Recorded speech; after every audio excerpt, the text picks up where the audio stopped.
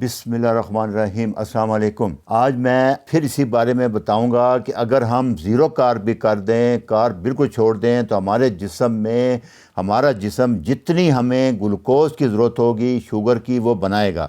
یہ بہت important mechanism ہے، اس کو گلوکونیوجینسس کہتے ہیں۔ میں اس پہ پہلے بھی ویڈیو بنا چکا ہوں، آپ کو بتا رہا ہوں کہ لوگ ایسے ڈرا رہے ہیں، کچھ لوگ ویڈیو بنا رہے ہیں کہ شوگر بہت ضروری ہے برین کے لیے، ہارٹ کے لیے۔ ایسی کوئی بات نہیں ہے، جتنی ضرورت ہوتی ہے ہمارا جسم بناتا ہے، وہ پروٹین اور فیٹ سے بنائے گا۔ یہ میں ڈیٹیل آگے بتاؤں گا آپ کو، تو اس لیے کوئی فکر نہ کریں، آپ لو کارب، کیٹو، کارنیوٹ ڈائٹ جاری رکھیں بے فکر ہو کے۔ ہمارا جسم جتنی گلوکوز کی آپ کو ضرورت ہے وہ ہمارے فیٹ اور پروٹین جو ہم کھائیں گے اس سے بنا دے گا۔ صرف 20% جو برین ہے اس کو گلوکوز کی ضرورت ہوتی ہے، اور کچھ اور آرگن بھی ہیں جیسے RBC ہے، یہ گلوکوز کیونکہ اس کے اندر نیوکلس نہیں ہوتا، یہ مائٹوکونڈریا نہیں ہے تو کنورٹ نہیں کر سکتا کیٹون۔ دوسرا کورنیا آف آئی کا، اس کا بھی یہ مسئلہ ہے۔ تیسرا ٹیسٹیز ہے، اسپرموجینسس کے لیے فرکٹوز یا وہ چاہیے گلوکوز۔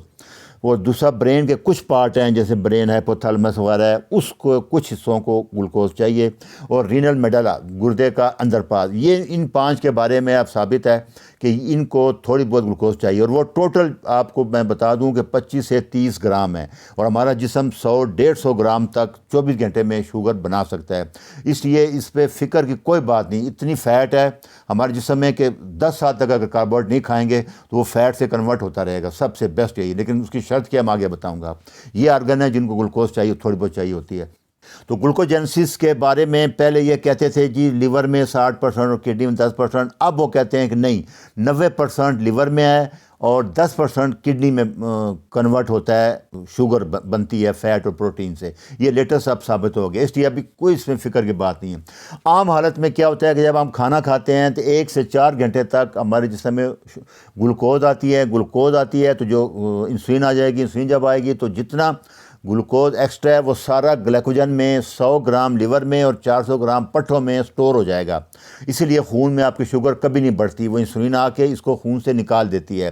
تو یہ اس کے لیے ہے کم سے کم 4 گھنٹے 5 گھنٹے لگ جاتے ہیں۔ اس کے بعد 5 سے 16 گھنٹے تک کیا ہوتا ہے کہ جب آپ کھانا پینا نہیں کھاتے 4-5 گھنٹے کے بعد، تو یہ گلیکوجن جو لیور میں جمع کی ہے، سب سے پہلے لیور کی مسل کی گلیکوجن نہیں یوز ہوگی، یہ لیور سے ایسا ایسا آئے گی اور دوبارہ گلوکوز بنے گی تاکہ ہم نیند میں شوگر لو نہ ہو جائے، کھا سکے۔ اس لیے کبھی بھی نیند میں شوگر لو نہیں ہوتی، چاہے آپ نے 15-16 گھنٹے روزہ کیوں نہ رکھا ہو۔ تو 4 سے 16 گھنٹے تک ہماری یہ گلوکوز، کبھی 18 گھنٹے تک اگر زیادہ ہے تو یہ جو ہم نے گلیکوجن ہے جو کھانا کا وہ یوز ہوگی۔ اس کے بعد 16 سے 18 گھنٹے بعد جب آپ کی لیور کی گلیکوجن ختم ہو جائے گی، انسولین بھی لو ہو جائے گی، اب گلوکونیوجینسس سٹارٹ ہوگا، اب فیٹ برننگ سٹارٹ ہوگا، کیٹون بننے شروع ہو جائیں گے۔ جو جمع شدہ ہے گلوکوز ختم کرنی مسٹ ہے، اپنے جسم کی شوگر پہلے ختم کریں جو سٹور ہے، اس کے بعد جو ہے وہ پروٹین اور فیٹ سے بنے گا، زیادہ تر فیٹ سے بنے گا فاسٹنگ میں۔ تو اس کی سورس کیا ہے؟ پروٹین ہے۔ پروٹین میں امینو ایسڈ ہوتے ہیں تقریباً 20 کے قریب، تو اس لیے اس میں خاص کر 2 امینو ایسڈ ہیں، ایک لیوسین ہے اور ایک لائسین ہے، یہ کنورٹ نہیں ہوتے شوگر میں، باقی 18 کے 18 امینو ایسڈ گلوکوز میں کنورٹ ہو جائے۔ یہ 2 پٹھے بناتے ہیں، بہت امپارٹنٹ امینو ایسڈ، نیچر نے اس طریقے سے چیزوں کو بچایا ہوتا ہے۔ یہ سارا پاتھ وے ہے، جو دیکھنا چاہے میں اینڈ پہ لیکچر بھی دے دوں گا ریفرنس، وہ دیکھ سکتے ہیں، سارا یہ سارے سائیکل ہیں۔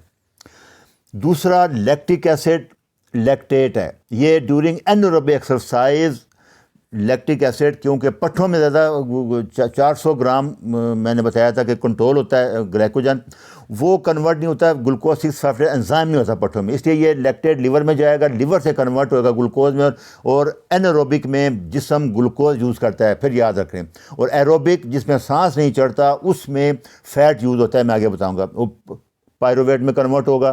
اور گلائسرول، یہ 16 گھنٹے فاسٹنگ کے بعد جو فیٹ ہے، ٹرائگلیسرائڈ فیٹ کو کہتے ہیں، جو ہماری باڈی میں جمع ہے چربی، اس میں ٹرائگلیسرائڈ ہوتے ہیں، وہ فیٹی ایسڈ ہیں، وہ علیحدہ ہو جائیں گے، اور گلائسرول شوگر کا پارٹ ہوتا ہے، یہ شوگر میں کنورٹ ہو جائے گا۔ یہ ساری ڈیٹیل ہے، جو دیکھنا چاہے اس میں سب کچھ ڈیٹیل میں مل جائے گا آپ کو۔ اچھا، این ایروبک سٹیٹ میں جب آکسیجن کم ہوگی تو یہ جو سائیکل ہیں سارے میں نے نام دے دیا، کوری سائیکل وغیرہ، مسل میں گلوکوز آکسیجن کم ہونے کی وجہ سے لیکٹک ایسڈ میں کنورٹ ہوگی، لیکٹک ایسڈ خون میں جائے گا، خون سے لیور میں گلوکوز میں کنورٹ ہوگا، اور باڈی موسٹلی اینروبک ایکسرسائز میں HIIT جیسے ہم بولتے ہیں زیادہ دیر تک نہ کریں، اس میں گلوکوز یوز ہوتا ہے، ہمیشہ شوگر آپ کی کم ہوگی۔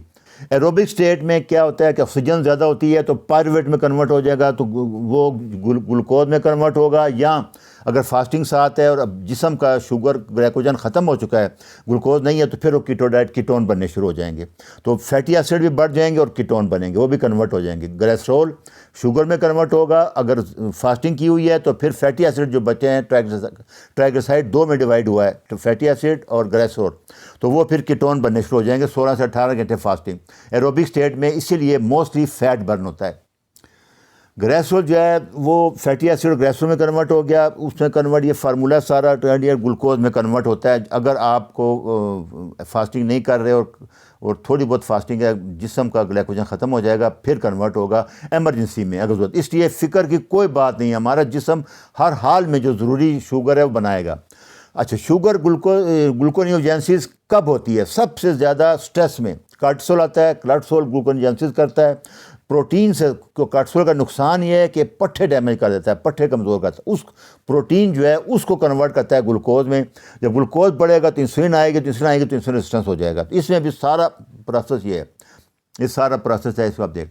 دوسرا ایڈرینل سمپتھیٹک سسٹم، جب فیئر، فائٹ اور فلائٹ، جب آپ خوف میں یا ٹینشن میں یا سٹریس میں زیادہ رہیں گے تو گلائکوجن جو ہے وہ سارا گلوکوز میں کنورٹ ہو جائے گا، اس کے بعد فیٹ جو ہے وہ بھی گلوکوز میں کنورٹ ہوگا، وہ گلوکوز لیول بڑھے گا، پھر انسولین آئے گی تو سارا آئے گی۔ دوسرا میں نے بتایا تھا کہ یہ سروائیول رسپانس ہے کہ شیر آ گیا، ابھی آپ لڑیں گے یا بھاگیں گے، دونوں کے لیے سمپتھیٹک سسٹم اسٹیمیٹ ہوگا، وہ آپ کا بی پی بڑھے گا، آپ کا شوگر بڑھے گی، آپ کا ہارٹ ریٹ بڑھے گا، پٹھوں میں خون زیادہ آ جائے گا، معدے میں نہیں جائے گا، دماغ میں نہیں جائے گا، اس لیے اس موقع پہ کیونکہ آپ نے لڑنا ہے تو پٹھوں کو مسنا چاہیے۔ میں نے اس پہ بہت سے لیکچر بنائے ہیں، آپ جا کے سن لیں، یہ سارا اس کی ڈیٹیل ہے۔ ایک چیز پھر آپ کو سمجھ آ گئی ہوگی کہ ایک ہارمون انسولین اتنا اسٹرانگ ہارمون ہے کہ 6 کے 6 ہارمون سارے پروسیس ایک طرف ہیں اور وہ ایک طرف ہے، وہ خون میں شوگر کم کر رہا ہے، باقی سارے خون میں شوگر بنا رہے ہیں، پروٹین سے بھی، فیٹ سے بھی، اور گلیکوجن کو بھی توڑ رہے ہیں۔ تیسرا دوائیاں ہیں، کچھ اسٹیرائڈ ہیں، وہ جیسے اینٹی ڈپریسنٹ کی دوائیاں ہیں جو جسم میں شوگر بڑھاتی ہیں، بلڈ پریشر کچھ میڈیسن ہیں، یہ تیسرا۔ اور چوتھا نیند نہ آنا، اگر صحیح ڈیپ نیند نہیں آئی آپ کی تو پھر کارٹیسول آئے گا، یا آپ نے رات کو کھانا کھا لیا سونے سے گھنٹہ پہلے، جیسے لیٹ نائٹ۔